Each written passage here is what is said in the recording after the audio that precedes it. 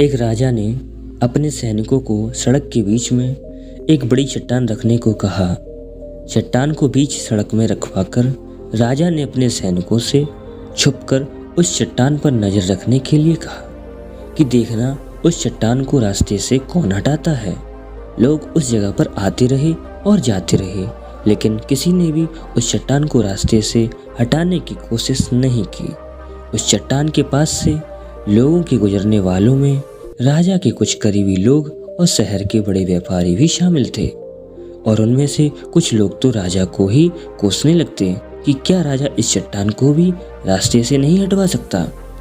लेकिन किसी ने भी उस चट्टान को रास्ते से हटाने का प्रयास नहीं किया। ऐसा काफी दिनों तक चलता रहा। एक दिन एक किसान अपनी सब्जियों के साथ उधर से गुजर रहा था। उसने चट्टान को रास्ते में पड़ा देख और सोचा कि सबको इस चट्टान की वजह से कितनी तकलीफ हो रही होगी। उसने अपनी मजबूत लाठी से उस चट्टान को एक तरफ से ढकेलने की कोशिश शुरू कर दी। काफी कोशिश करने के बाद वह उसे सड़क से हटाने में कामयाब हो गया।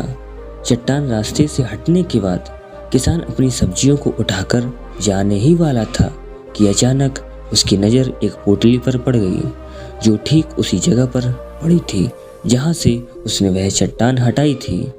उसने उस पोटली को खोलकर देखा तो उसमें सोने के कई सिक्के और उन सिक्कों के साथ राजा का एक संदेश भी था।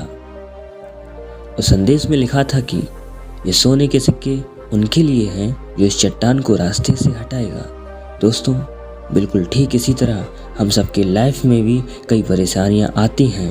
कुछ लोग उन परेशानियों से बचकर निकल जाते हैं और कुछ रास्ते बदल लेते हैं और कुछ चलना बंद कर देते हैं, और कुछ चंद लोग ही होते हैं जो ठान लेते हैं उन परेशानियों का हल निकाल लेने के लिए।